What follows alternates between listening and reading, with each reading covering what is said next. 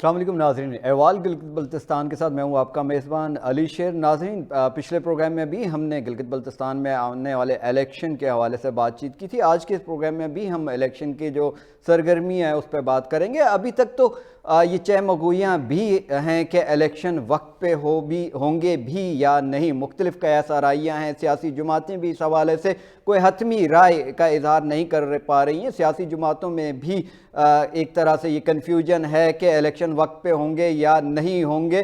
اور جہاں تک سیاسی جماعتوں کی بات ہے تو اب کی بار اس الیکشن میں دو تین اور ایسی جماعتیں ہیں کہ جو بڑے مارجن کے ساتھ الیکشن کانٹیسٹ کر رہی ہیں، جن میں جے یو آئی ہے۔ جے یو آئی ماضی کے الیکشن انتخابات کی اگر ہم بات کریں تو گلگت بلتستان میں ان کی کوئی نمائندگی اس طرح نہیں ہوتی تھی، ماں سوائے 2 یا 3 حلقوں میں وہ امیدوار اپنے اتارتے تھے۔ پھر وحدت المسلمین بھی ہے، اسلامی تحریک بھی ہے، جو کہ اب کے بار ان تینوں جماعتوں کی کوشش ہے کہ گلگت بلتستان کے زیادہ تر انتخابی حلقوں میں وہ اپنے کینڈیڈیٹس کو میدان میں اتارے۔ دوسری طرف پاکستان مسلم لیگ نون ہے، جن کا یہ دعویٰ ہے کہ ہماری پوزیشن پہلے سے ہی مستحکم ہے اور ہم انشاءاللہ حکومت بنائیں گے۔ پاکستان پیپل پارٹی بھی یہ دعویٰ کر رہی ہے۔ پاکستان پیپل پارٹی کا یہ کہنا ہے کہ اگر ہم امیدواران کا تقابلی جائزہ لیں، ان کا ماضی کا جو سیاسی پس منظر ہے اس کا اگر ہم مشاہدہ کریں تو پاکستان پیپل پارٹی کے پاس اس وقت جو امیدوار ہیں وہ نون لیگ کے بنسبت زیادہ مضبوط ہیں اور پاکستان پیپل پارٹی ہی اقتدار بنائے گی۔ تحریک انصاف کی بات کریں تو تحریک انصاف ظاہر ہے اس وقت جن حالات کا وہ سامنا کر رہی ہے، ان حالات میں تحریک انصاف کھل کے الیکشن میں اس طرح کانٹیسٹ نہیں کر پا رہی ہے۔ ابھی تک تحریک انصاف کے جو امیدوار ہیں وہ بھی آئیڈینٹیفائی نہیں ہے۔ ظاہر ہے ابھی تک کسی بھی پارٹی نے اپنے ٹکٹس کا اعلان نہیں کیا، لیکن دیگر سیاسی جو جماعتیں ہیں ان کے جو امیدوار ہیں، جو خود کو ٹکٹ کے امیدوار سمجھ رہے ہیں، وہ اپنے حلقوں میں کمپین کر رہے ہیں۔ لیکن اس عوامی کمپین میں، عوامی رابطہ مہم میں بھی تحریک انصاف کے جو کینڈیڈیٹس ہیں وہ کہیں اس طرح نظر نہیں آ رہے ہیں، گو کہ گلگت بلتستان کے جو ڈائنامکس ہیں وہ پنجاب، سندھ، کے پی اور بلوچستان کے بنسبت بہت حد تک چینج ہیں۔ وہاں پہ ایسا کوئی ماحول اب تک نہیں ہے جس سے ہم یہ کہیں گے کہ تحریک انصاف کے جو کینڈیڈیٹس ہیں ان کے لیے بہت زیادہ مشکلات ہیں اور ان مشکلات کی وجہ سے وہ عوامی رابطہ مہم کی طرف نہیں جا پا رہے۔ ان کچھ ایسے ہی کچھ موضوعات پہ ہم بات کریں گے۔ آج ہم نے اسٹوڈیو میں دعوت دی ہے پاکستان مسلم لیگ نون کے سینئر رہنما رانا محمد فاروق صاحب کو۔ خوش آمدید کہتے ہیں آپ کو۔ اور ان کے ساتھ بیٹھے ہوئے عبدالرحیم سیکسی صاحب، جن کا تعلق پاکستان تحریک انصاف سے ہے، تحریک انصاف کے سینئر رہنما ہیں، آپ کو بھی خوش آمدید کہتے ہیں۔ فاروق صاحب، آپ کی جماعت کا دعویٰ ہے کہ ہم حکومت سازی کے پوزیشن میں اور ہم حکومت بنائیں گے۔ کیا یہ حکومت اسی طرح کی ہی بنے گی جیسے کہ پنجاب میں بنی ہے، جیسے کہ وفاق میں بنی ہے آپ کی، یا حقیقی معنیوں میں عوامی ووٹ کی بنیاد پہ بنے گی؟ شکریہ علی صاحب آپ کا۔ آپ نے انٹرو میں بہت ساری چیزیں گلگت بلتستان کے حوالے سے بتائی، پارٹیوں کے حوالے سے بتایا۔ دیکھیں، ہم مسلم لیگ نون 2015 سے 2020 تک ہم پاکستان سے ہٹ کے گلگت بلتستان کی بات کر رہے ہیں، جس ایجنڈے پہ ہم گئے۔ تعمیر و ترقی ہمارا ایجنڈا تھا اور سب سے پہلے ہم نے گلگت بلتستان کو، امن کو ہم نے فوکس کیا حفظ الرحمان کی قیادت میں۔ اور الحمدللہ 2015 سے 2020 تک کا ہم نے دعوے نہیں کیے ہیں، ہم نے بلند بالے دعوے سے ہٹ کے عوامی خدمت پہ کام کیا۔ آج آپ کا سوال ہے کہ کوئی کس ایجنڈے پہ جائے گا، کوئی کس ایجنڈے پہ جائے گا۔ ہمارے پاس جو 3 ایجنڈے ہیں، جس میں گلگت بلتستان کی یوتھ کو بھی ہم نے انگیج کرنا ہے۔ گلگت بلتستان کی جو سب سے پہلی بات یہ ہے، گلگت بلتستان اس وقت بہت سارے وسائل پہ جکڑا ہوا ہے، اس کو آپ نے نکالنا ہے۔ 5 سال جن دوستوں کو حکومت کا وقت ملا اس میں ڈیلیور نہیں ہو سکا گلگت بلتستان کو۔ آج گلگت بلتستان 2015 سے بھی بہت پیچھے جا کے کھڑا ہوا ہے، کیونکہ وہاں پہ ایک ایسی حکومت کو لا کے آپ نے بٹھایا جہاں آپ نے اشارتاً بتایا پنجاب کی حکومت۔ ہم یہ سمجھتے ہیں 2020 میں گلگت بلتستان میں اس حکومت کو بٹھایا گیا اور ان کے لوگوں کو چن چن کے لا کے حکومت میں لایا گیا، اور اس کا رزلٹ یہ آیا کہ 2020 سے 2025 تک گلگت بلتستان ترقی کے راستے پہ نہیں جا سکا۔ تو ہمارا یہ دعویٰ ہے، انشاءاللہ اللہ نے موقع دیا تو امن، ترقی، خوشحالی اور گلگت بلتستان کے لیے جو رکے ہوئے منصوبے ہیں، جس پہ بہت ساری ایسی چیزیں بھی ہیں جو گلگت بلتستان کی بنیادی ضرورت تھی، جن پہ توجہ نہ دی گئی۔ اور پھر ہم یہ سمجھتے بھی ہیں کہ انشاءاللہ حفیظ الرحمان صاحب ہمارے قائد ہیں اور ان کا ویژن جو ہے گلگت بلتستان کے لیے ایک مثالی ان کا رول رہا ہے 2015 سے 2020 تک۔ آج ہمارے پاس کہنے کے لیے بہت کچھ ہے، کرنے کے لیے بہت کچھ ہے۔ ہم فیس بک کی سیاست سے نکلنا چاہ رہے ہیں، ہم عملاً لوگوں کو وہ چیزیں دینا چاہ رہے ہیں جو گلگت بلتستان کے لوگوں کی محرومیوں کے خاتمے کے لیے باعث بنے گا۔ جی، میرٹ کی کی بھی ہم بات کریں گے, حفیظ الرحمان صاحب کے ویژن کی بھی بات کریں گے, نون لیگ تعمیر و ترقی کی بات کریے, تعمیر و ترقی کی بھی بات کریں گے. عبدالرحیم صاحب کی طرف ہم بڑھتے ہیں. عبدالرحیم صاحب, آپ کی جماعت اس وقت الیکشن کے اس ماحول میں خاموش نظر آ رہی, کہیں آپ لوگ P M L N Peoples Party کی جو اسٹریٹجی اس کا بغور جائزہ لے رہے ہیں, اس کے بعد کہیں آپ اپنی لانچنگ کریں گے؟ بسم اللہ الرحمن الرحیم. علی شیر بھائی بہت بہت شکریہ, آپ نے موقع دیا بات کرنے کا یہاں پہ.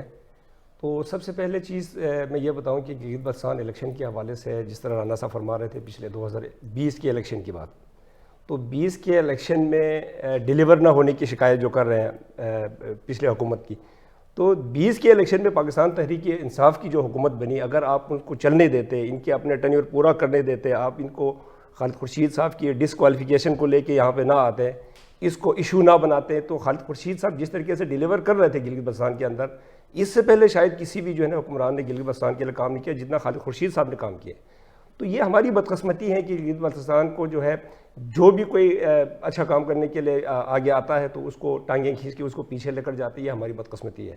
دوسری چیز, ابھی آمدہ الیکشن 2026 کے حوالے سے آپ نے سوال کیا, 2026 کے الیکشن کے لیے انشاءاللہ تعالیٰ پاکستان تحریک انصاف مکمل تیاری کے ساتھ میدان میں اترے گی, اور ہمیں اتنا زیادہ جو ہے تگ و دو کرنے کی, ہار پہنانے کی, لوگوں کو کھینچ کھانچ کے لانے کی پاکستان تحریک انصاف کو ضرورت نہیں ہے.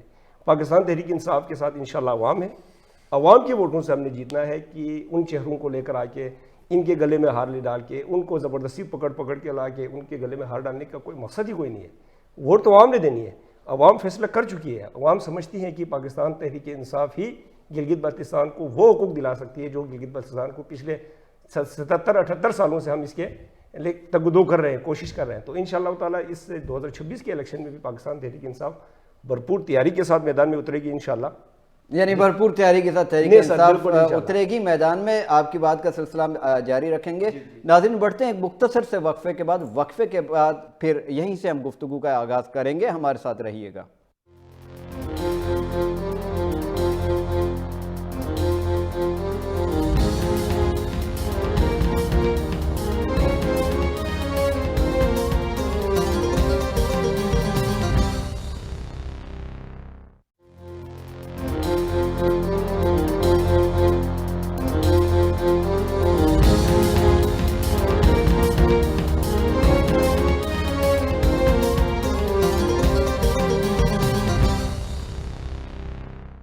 جی ناظرین, احوال گلگت بلتستان میں آپ کو پھر سے خوش آمدید کہتے ہیں. عبدالرحیم سکسیوی صاحب کا کہنا ہے کہ ہماری حکومت کو اگر چلنے دیا جاتا تو ہماری حکومت تاریخی پرفارمنس دے سکتی تھی. ان سے یہ جاننے کی کوشش کریں گے آخر وہ کون سی طاقتیں تھیں جنہوں نے آپ کی حکومت کو چلنے نہیں دیا. رحیم صاحب, کیا محرکات تھے, کون سی طاقتیں تھیں جو آپ کی حکومت کو چلنے نہیں دے رہے تھے؟ کیا آپ کی پرفارمنس سے خائف تھے یا کچھ اور پس پردہ محرکات تھے؟ علی بھائی, اس میں یہ تو عوام کے سامنے ہے. عوام بہت اچھی طرح سمجھتی ہیں کہ ان کو کس نے چلنے نہیں دیا, ان کو زبردستی کس نے ڈسکوالیفائی کر کے اس کو اقتدار سے ہٹایا گیا. اس میں دیگر عوامل کے ساتھ ساتھ میں آپ کو بتا دوں کہ سیاسی جماعتیں جس میں امجد صاحب برملا کہہ چکے ہیں کہ امجد صاحب اور حفیظ الرحمان صاحب کے بھی ہاتھ اس میں شامل تھے, ان کے یہ دونوں بھی ان کے سازش کا حصہ تھی. انہوں نے سازش کر کے خالد خورشید صاحب کو ڈسکوالیفائڈ کرایا, زبردستی کرایا, حالانکہ کوئی ایسا ایشو سرے سے تھا ہی نہیں, اور کرا کے اس کو اقتدار, ان کو پاکستان تحریک انصاف کو اقتدار سے ہٹانا تھا, لوٹوں کی حکومت لے کر آنی تھی. انہوں نے اپنے من پسند لوگوں کو اقتدار میں بٹھانے کی کوشش کرنی تھی. اور جب ان کو ڈسکوالیفائڈ کے بعد جب آپ کے اسپیکر نے جو ہے نیکسٹ سی ایم کے انتخاب کے لیے جو شیڈول جاری کر دیا گیا, تو آپ کو یاد ہوگا نیکسٹ شیڈول کے حوالے سے ہم بات کریں گے. پہلے ذرا اس بات کا ہم کلیریفیکیشن کی طرف جاتے ہیں. فاروق صاحب, پی ٹی آئی کی حکومت تھی تو آپ نے, میں چھوٹی سی عرض کروں کہ خالد خورشید صاحب کو ہٹانے میں جتنا اسٹیبلشمنٹ کا ہاتھ ہے اس سے کہیں زیادہ پاکستان مسلم لیگ نون اور پیپلز پارٹی کا برابر کے ہاتھ ہے. یہ دونوں بھی اس حکومت کو گرانے کی سازش میں بالکل حصہ دار ہیں. فاروق صاحب, امجد صاحب نے تو اعتراف کر ہی لیا تھا. نون لیگ کے آپ کیا وجوہات تھی کہ آپ نے ایک جمہوری حکومت جو عوامی ووٹ سے منتخب ہوئی تھی اس کو گرانے میں کردار ادا کیا؟ علی بھائی, میں پہلی بات تو یہ ہے کہ خالد خورشید کا جس علاقے سے تعلق تھا, ایز اے سیاسی ورکر ہمیں بڑا دکھ تھا کہ اس کو ٹینیور پورا ہونا چاہیے تھا, نہیں ہو سکا. وجہ یہ تھی کہ استور گلگت بلتستان کا سب سے پسماندہ ترین ضلع ہے اور خوبصورت ترین بھی ہے, پسماندہ ترین بھی ہے. ہماری جیتنے کے بعد جو ہم نے ان کے ساتھ ایک اپنا تعلق رکھا، اس بنیاد پہ رکھا کہ غربت اور افلاس کا جو استور ہے اس سے ہم نکالیں گے کہ لیکن ان کو شوق تھا کچھ اور کرنے کا، تو وہ اس شوق میں مارے گئے۔ استور کی غربت اور استور کے عوام کے جو ایشوز کو ایڈریس نہیں ہو گئے، گلگت بلتستان کے ایشوز ایڈریس نہیں ہو گئے، خان اور خان کی محبت میں یہ سب تک آگے گئے تھے کہ ان کو کچھ بھی نظر نہیں آ رہا تھا۔ تب ان کو نہ گلگت بلتستان کی ترقی نظر آئی، تب نہ ان کو گلگت بلتستان کے لوگوں کی غربت نظر آ گئی۔ میں اپنی بات کمپلیٹ کر رہا ہوں، ایک کرتا ہوں، اس کے بعد آپ کی بات آ جائے گی۔ جب یہ ان کے ساتھ ایجنڈا تھا، ایجنڈا ان کا ہونا چاہیے تھا گلگت بلتستان کی بے روزگاری، ایجنڈا ہونا چاہیے تھا گلگت بلتستان میں بڑھتی ہوئی لوگوں کے اندر جو فرسٹریشن محرومیہ اس کو ختم کرنے کے لیے ایجنڈا ہونا چاہیے کہ وفاق میں عمران خان کی حکومت ہے، آپ federal P S D P کا پروجیکٹ لے کے جائیں گلگت بلتستان میں، گلگت بلتستان کے لوگوں کو یہ بتائیں کہ ہم یہ پروجیکٹ گلگت بلتستان کے لوگوں کو لے کے آ رہے ہیں۔ یہ خان کی حکومت کے درمیان ان کا وہ ایک تعلق تھا۔ میاں صاحب اور حفیظ الرحمان کی جو حکومت 2.5 سال کا تنیور تھا، اس میں گلگت بلتستان میں جتنے federal P S D P کے پروجیکٹ لگے ہیں وہ ایک تاریخ میں یاد رکھے جائیں گے۔ ہم اس لیے کہتے ہیں کہ ہم اپنی کارکردگی کی بنیاد، لیکن جہاں تک سوال ہے، جہاں تک ان کا سوال ہے، میں آپ کو بات کر رہا ہوں، جہاں تک ان کا سوال ہے، دیکھیں آپ کہتے ہیں نا کہ آپ کے اندر وہ چیزیں ہونی چاہیے کہ آپ سیاست کو سیاست کے حد تک لے کے چلیں۔ آپ نے گلگت بلتستان کے اندر جو آپ کو مینڈیٹ ملا تھا، گلگت بلتستان کے لوگوں نے آپ کو بلے کے نام پہ جن لوگوں کو جتا کے آپ کو حوالے کیا تھا، وہ جیتے نہیں تھے، آپ کو جتا کے دیا گیا تھا۔ کچھ جن پہ ابھی آپ کے اشارت انوار آپ کر رہے ہیں، انہی نے 2020 کے الیکشن آپ کو اٹھا کے لے کے دیا تھا، جن کا آپ نے پنجاب کی طرف اشارہ کیا تھا۔ رحیم بھائی آپ کی طرف آتے ہیں، ذرا ان کی فاروق صاحب کی بات مکمل ہونا چاہیے، آپ کلیئر کیجئے گا، میں اپنی بات بتا رہا ہوں۔ جن کوتوں کا یہ اشارہ کر رہے ہیں کہ ان کو ہٹایا گیا، یہ ایک فلمی سین یہ بتا رہے ہیں نا، اس کے پیچھے حقیقت یہ ہے کہ میں خود کینڈیڈیٹ تھا 2020 کے الیکشن میں، ہمارا الیکشن یہاں سے اٹھا کے یہاں لے کے ان کو حوالہ کیا گیا تھا۔ یہ لو جی آپ حکومت کریں، آپ نے گرانے میں کردار یہ اسی پہ آ رہا ہوں، جن پہ یہ اشارہ کر کے ہم تو یہ کہتے ہیں کہ 2020 کا الیکشن فیئر ہوتا تو پاکستان مسلم لیگ نون کی گلگستان میں حکومت ہوتی، حفیظ الرحمان صاحب نے پھر وزیر اعلیٰ بننا تھا۔ ہم نے وہ برداشت کیا، ہم نے اس لیے برداشت کیا کہ چلو جی خان کی حکومت ہے، یہ لوگ گلگت بلتستان کچھ کریں گے، کہ 2.5 سال تک ان سے کوئی کام ہوا نہیں گلگت بلتستان میں۔ 2.5 سال کے بعد جب ان کو اپنی کرتوتوں سے نکل گئے تو اب یہ کہہ رہے ہیں کہ آپ نے گرایا، اس نے گرایا، اس نے گرایا۔ ہمارا کوئی رول نہیں ہے۔ کنہوں نے گرایا؟ دیکھیں یہ ان کو ہی پتا ہے، جنہوں نے گرایا ان کو ہی پتا ہے۔ دیکھیں گرایا کسی نے بھی نہیں پتا، مجھے پتا ہے، گرایا ان کا ساتھ دیا انہوں نے، نہیں آپ نے وہ کہہ رہے کہ آپ نے بھرپور ساتھ دیا۔ دیکھیں ایک ڈگری ہے، ایک ڈگری ہے، ریسانی والی ڈگری نہیں ہے۔ اسلم ریسانی کہتا ہے کہ ڈگری ہوتی ہے جعلی ہو یا اصلی ہو، تو وہ والی ڈگری نہیں تھی۔ میں یہ کہتا ہوں آج سیاسی ورکر کسی بھی سیاسی جماعت کے ساتھ انتقامی کارروائی نہیں ہونی چاہیے، اکراس دی بارڈر سب کو انصاف ملنا چاہیے۔ اہلیت اور نااہلیت کا فیصلہ عوام کو کر لینا چاہیے۔ اہلیت تو نااہلیت کا فیصلہ کورٹ نے کر دیا میرے بھائی، عوام نے تو فاروق صاحب آپ کورٹ کی جہاں تک بات کر رہے ہیں تو کورٹ کے اس معیار پہ آپ بحیثیت ایک سیاسی ورکر کیا رائے دیں گے کہ اسی کورٹ میں حفیظ الرحمان صاحب کی بھی ڈگری چیلنج تھی، ان کی ڈگری کے حوالے سے بھی کہا جاتا تھا کہ جعلی ہے، پھر خالد خورشید صاحب کی ڈگری کو بھی چیلنج کیا گیا، تو حفیظ صاحب کے ڈگری کا فیصلہ آنے میں 8 سال لگ جاتے ہیں اور خالد خورشید کی ڈگری کے حوالے سے ایک فیصلہ سنایا جاتا ہے کہ یہ 14 سے 21 دن کے اندر فیصلہ دیا جائے۔ عمومی طور پہ ہوتا یہ کہ عدالتیں ماضی کے فیصلوں کے ایگزامپلز کو کوٹ کر کے اسی روایات کو لے کے چلتی، تو یہ حفیظ الرحمان کی ڈگری نہیں، حفیظ الرحمان کی ڈگری اور خالد خورشید کی ڈگری آسمان زمین کا فرق ہے۔ نہیں ہم یہ بات نہیں کر رہے، یہ بات کر رہے ہیں کہ 8 سال اور 21 دن۔ رحیم صاحب میں تھوڑا سا اس کے اوپر کمنٹ کرنا چاہوں گا۔ جس طرح رانا صاحب فرما رہے تھے کہ خالد خورشید نے استور کے اوپر جو ہے کوئی توجہ نہیں دی، خالد خورشید سی ایم پورے گلگت بلتستان کے 10 اضلاع کی نمائندگی کرتا ہے، وہ چیف ایگزیکٹو ہے۔ انہوں نے گلگت بلتستان کے لیے وہ کام کیے ہیں جو آج تک کسی آپ کے چیف منسٹر نے اس سے پہلے نہیں کیے۔ ہمارے لیے شکر ادا کرنے کا مقام تھا کہ بھئی خالد خورشید صاحب جیسے ایک تعلیم یافتہ، ایک ویژنری، ایک آپ یہ کہتے ہیں کہ اس کے اندر کام کرنے کی جو اہل تھی، صلاحیت تھی، اس کو کام کرنے نہیں دیجیے گا۔ ایک منٹ چیزہ پروجیکٹ کے نام تو گنوائے جن کی بنیاد پہ آپ کہہ رہے ہیں۔ میں آپ کو بتاتا ہوں، شگرتھان جو پروجیکٹ ہے، یہ بہت بڑا پروجیکٹ ہے جی بی کے حوالے سے۔ آپ دوسری چیز شگرتھان سکردو سے لے کے آپ کے استور سے کشمیر سے روڈ رے کرائیں گے سر جی، ابھی اس کے اوپر کام جاری ہے، ابھی اس کے اوپر کام ہو رہا ہے۔ دوسری چیز ہمارے جو ایک پروجیکٹ موٹی ایک بات ہم یہاں پہ ٹائم ضائع نہیں کریں گے، دو باتیں آپ مجھے دو بات کرنے دینا پلیز، آپ کو میں نے نہیں ٹوکا، آپ کو میں نے بات کرنے دی، بات کی اس لیے کہہ رہا ہوں، میری بات پہ آپ نے بات کاٹی اس لیے کہہ رہا ہوں۔ میں یہ کہہ رہا ہوں کہ حفیظ الرحمان صاحب کی ڈگری ہے یا آپ کے خالد خورشید صاحب کی ڈگری ہے، ہم اس سے نکلیں، ذرا اوپر جا کے سوچیں.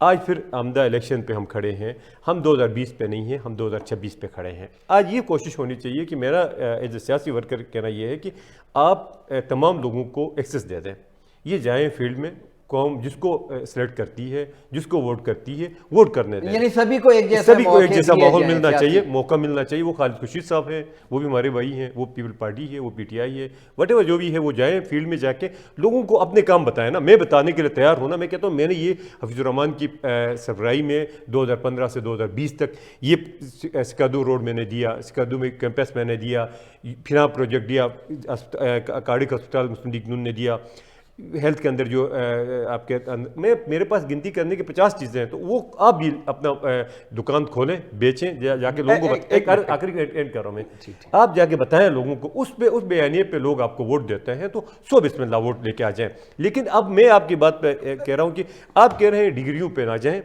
دیکھیں قوم نے 2015 سے 2020 سے 25 وہ لوگ جو ان کے ٹکٹ پہ جیتے تھے، ہونا کیا چاہیے تھا؟ یہ لوگ آپ لوگ بڑی جمہوریت کی باتیں کر رہے ہیں. 2.5 سال کے بعد یہ خالد خورشید صاحب کو تو نکالا گیا، جیسے میں نکل گیا یا نکالا گیا یا ان کی نااہلی تھی، وٹ ایور جو سا ہوتا. آپ کے لوگ اسمبلی کے اندر بیٹھے ہوئے تھے، نہیں ہوئے تھے پی ٹی آئی کے لوگ. اس طرف ہم آتے ہیں. رحیم صاحب کے ذرا موقف لیتے ہیں. میرا موقف علی بھائی، میرا موقف یہ ہے کہ 4 جولائی سن 2023 گلگت بلتستان کی جمہوری تاریخ کا جو ہے سیاہ دن ہے. اس دن ایک منتخب وزیر اعلیٰ کو ڈسکوالیفائی کر کے 34 سال کی سزا دی گئی. کسی بھی جعلی ڈگری کیس کے اندر کسی کو کوئی 34 سال سزا اس سے پہلے پاکستان کی تاریخ میں کسی کو ہوا ہے؟ بالکل نہیں ہوا.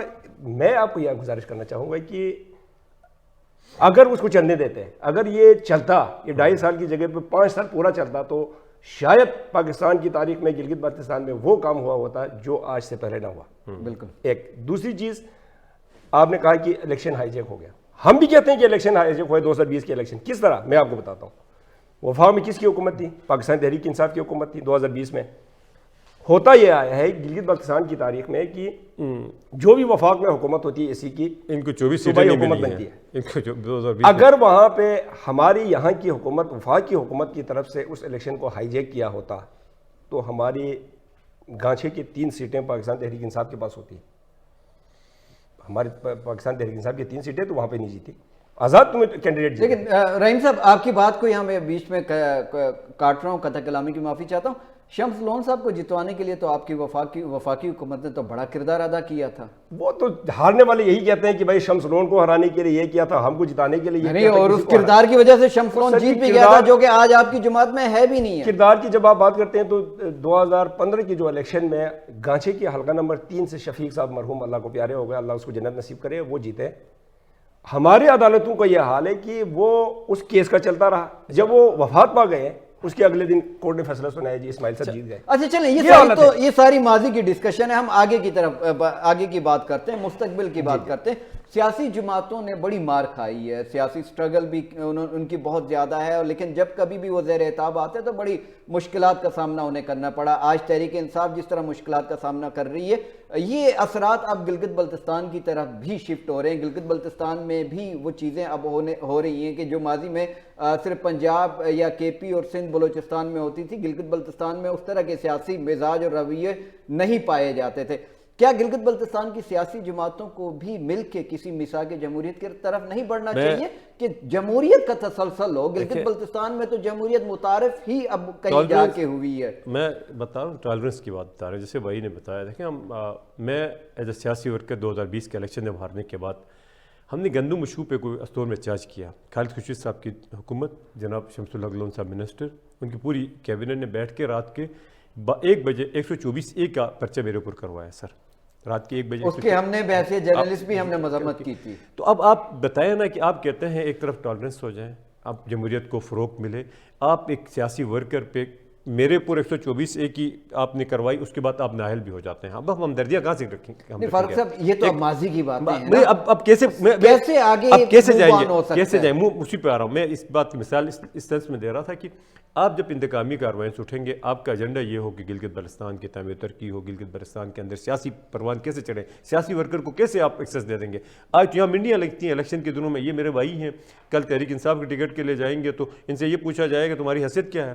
تم کہاں پہ کھڑے ہو, تمہاری گاڑیاں کتنی, تمہاری کیا کچھ ہے, ٹھیک ہے. اب دوسری طرف پی ٹی آئی ہے, پیپل پارٹی ہے, نون لیگ ہے. اس ماحول سے آپ نکلیں, سیاسی آپ اپنی اکیڈمی پہ چلے جائیں, سیاسی آپ نرسری بنائیں, آپ لوگوں کو اوپر آنے دے دیں اور انتقامی کارروائیوں پہ نہ جائیں. آپ نے فوکس کیا ہوگا کہ جس علاقے میں آپ کو ووٹ نہیں پڑتا اس کو آپ نے وہاں پہ کوئی اسکیم نہیں دینی ہے, جس علاقے میں آپ کو کوئی بندہ آپ کو مخالف اس کے خلاف اپنے پرچے کروانے.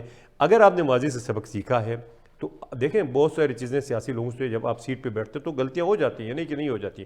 آپ نے اپنے آپ کو بھی سنبھالنا ہے, اس علاقے کو بھی سنبھالنا ہے. گلگت بلتستان کی ہسٹری بہت مختصر تھی, چونکہ وقت کی کمی ہے تو سیاسی سفر بہت مختصر ہے. اس میں ہم جس پروگرام میں بیٹھیں گے بلیم گیم لگائیں گے, باہر بھی بلیم گیم لگائیں گے تو ہم نقصان کھائیں گے. ہم ایک ایجنڈے پہ آ جائیں, میثاق جمہوریت پہ آ جائیں, جہاں پیپل پارٹی بھی بیٹھے, ان کی جماعت بھی بیٹھے, نون لیگ بھی بیٹھ جائے. ہم یہ بیٹھ کے بڑے 3-4 جماعتوں کے لوگ بیٹھ کے, جس میں مختلف جو اسٹیک ہولڈر ہیں, بیٹھ کے یہ گلگت بلتستان میں جمہوریت کو کیسے دوام فراہم ہو.